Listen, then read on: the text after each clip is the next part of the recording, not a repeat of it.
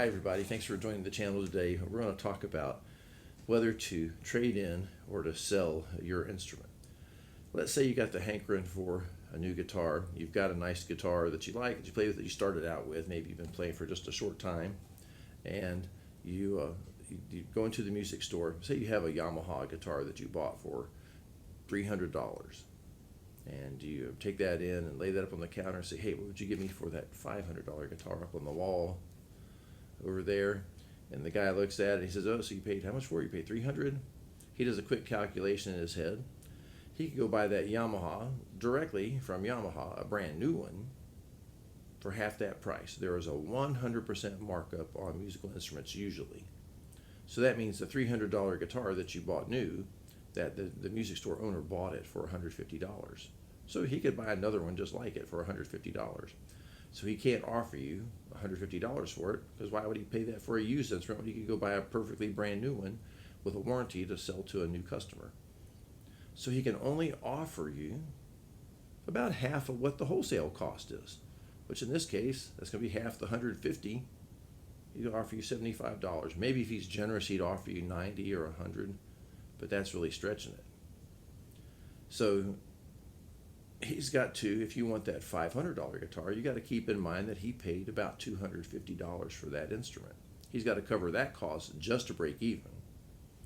Then he's got to pay employees, keep the lights on, advertising, insurance, disability, and workman's comp, and all the other stuff that businesses have to pay for. And that has to come out of the other $250 of that guitar. If he cuts you a deal and cuts down the price, well, that's cutting into his profit. And believe it or not, most music stores, they're making a 3% profit. They're counting themselves lucky. And so it's a hard thing to try to keep that music store running and keep everybody employed and keep your family fed and all of that stuff. So the music instrument dealer is not trying to be greedy, and he's not trying to rip you off. He's just got to cover whatever the things cost, because he could go buy that used instrument. I mean, he could go buy that new instrument basically for what you're wanting to get for it, as a used instrument. And so he's not going to go for that. So now that takes the other thing. So if you want to sell your guitar outright, well, that's probably the way you're going to make the best money off of it. They see you bought that $300 guitar. Maybe you could put it out there on Craigslist or, on Facebook Marketplace or something, and you're going to field calls from people, and they're going to offer you half of what you paid for it. You again, so here you are, you're getting you spent $300 for it, and you're going to get offers for $150. Well, that's more than the $75 that the music store owner was going to give you on it. So you're coming out ahead, but you're not going to make money out, because there is some depreciation. Now, if you get into the collectible market or something, that's a whole other thing. We're not going to talk about that, because I'm not into collectible instruments, and that is more emotional than it is rational retail selling of instruments. That's if something belonged to, a Fender Strat is a Fender Strat, but if Eric Clapton played that Fender Strat, it's going to cost a whole lot more than one that I played, right? So that's just the way it works. But that's emotion. That's not logic. The Fender Strat could be just exactly the same, but you're paying for something different other than just the guitar and the quality of the guitar at that point. So when you're selling your guitar, you got to put up with what I call the tire kickers. Like if somebody, a tire kicker is a person, like they go look at the car at the car dealership, and they go around, they kind of kick the tires and look at the engine, but they really got no intent to buy. They just waste the salesman's time. So when you're trying to sell your guitar online, depending on what it is, you're going to get calls from people and emails. Is it still available? Can I come see it? And they come to your house, they come to wherever you're going to meet to show them the instrument, and then they come in there and thrash on it for 5-10 minutes, and they go, "Oh, will you take $150 for it?" And offer you an insultingly low price. And they don't know, well, I don't get paid until 2 weeks from next Thursday. Can I give you like $10 to hold it, and then I'll come back with it. It's just stupid stuff like that. It's a hassle trying to sell an instrument, because musicians oftentimes were just kind of flaky people, and they just want the guitar, but they don't have the money, or they're going to try to lowball you because they want to get the best deal they can get too. And people try to screw you over. Of course, you don't have to sell it to them, but they waste your time and it's annoying. And so you have to kind of figure out what your price is going to be, where that instrument's going to sell, where you're going to maximize your money. So if your $300 guitar, if you could get $200 or $180 for it, you're probably doing pretty good, and you're coming out ahead of selling it to the music store. You just got to put up with the tire kickers that are going to waste some of your time. And that's the fact of life of the way the music business goes. Now, one thing let me just throw in here that is always a good idea. Buying used instruments is really a pretty good plan. If you know what you're doing, you've played for a while, you kind of know what the guitar is supposed to feel like. Now, if you're a beginner, take somebody experienced with you. But if you're pretty experienced at playing guitar, you've played for a year or more, you know what it's supposed to feel like. You can play some chords, play some songs. You know what the guitar is supposed to feel like. You can go and look at used instruments, and again, keep that in mind that if you're going to look for an instrument that would retail for $500, you could pretty much offer half the value of that instrument, and they may go for it because guess what? They're going to go take it to a music store and get about 125 on it, max tops. So you go in there and make a good cash offer. You might be able to lowball them and be able to persuade them to sell. But think of it, do unto others as you would have others do unto you. If you own the $500 guitar, what would you want to get for it? You got some emotional attachment to it. You got to take that into account. So go in there and give an honest, fair price or fair bid on things, and don't take advantage of the person. But let's see what they're willing to do. Go and negotiate in good faith. But the nice thing about when you buy a used guitar, when you turn around to sell it, guess what? The condition doesn't like when you buy a new guitar, it changes from, and you own it, it changes from new to used. Well, if you buy a used guitar and you sell it, it's still the same set. It's still a used guitar.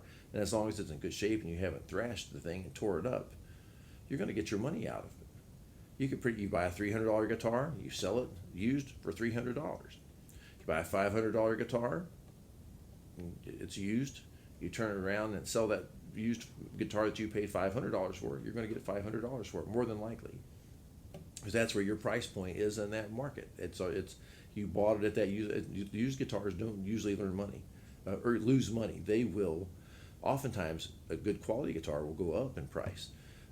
Some of my 12 strings up here on the back of it, my Alvarez, those things in the last several years, they've been going up in price because they're just a good quality guitar. That's a mid-90s model.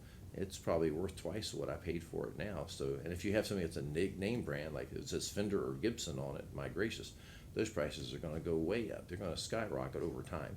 They won't go down. It's not like the stock market. Guitar prices rarely go down. They always go up. So buying used is a pretty good way to go, and you're buying and selling and trading. That is probably your best route to never lose money and to get a good deal on things. Always remember, cash is king. If you go to a pawn shops, you need to know how they work. Let's say the guitar's hanging there on the wall. That was somebody needed a quick loan to get through, to make sure they had enough gas to get through the week till payday. They come into the pawn shop. They have their guitar that's a $500 guitar, and the pawn shop guy offers them $75 just to get them through the week, and that's a short loan. They're going to come back and pay that at the end of the month or something. Well, let's say that something happens and they lose their job. They don't come back and they don't get the thing. Well, after a certain amount of time, pawn shops put that stock up for sale. So all the pawn shop owner has to get out of that guitar. If he loans somebody $75, he's just got to get $75 for that guitar to break even. So those guys will deal with you. I love dealing with pawn shops. You go in there, be fair, honest with them, but walk in there with cash. Cash is king when it comes to going in a pawn shop. Don't go there with a debit card or a credit card. They don't want to talk to you. That's a hassle. And they lose about 3% of the sale. Just having to pay the vendor or the credit card processor. Go in there with cash. You see a guitar on the wall that you like, just go a little bit above half what they've got on the sticker price on it. A little bit, if they've got $150 on it, go offer them $170, $175. See if they bite.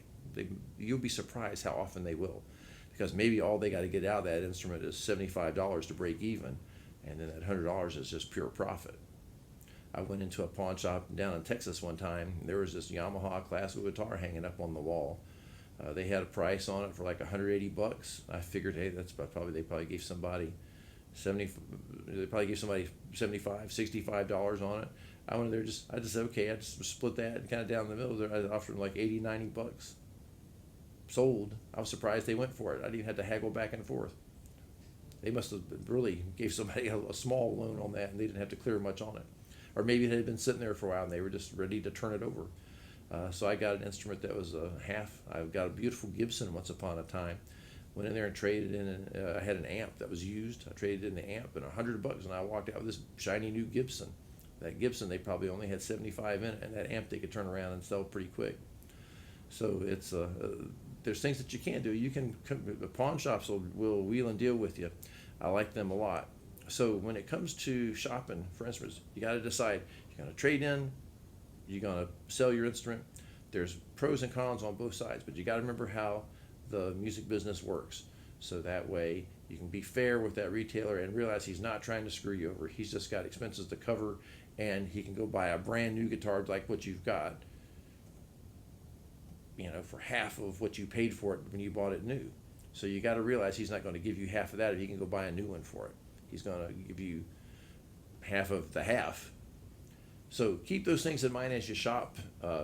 Thanks for tuning into the channel today, and remember to like, subscribe, and share.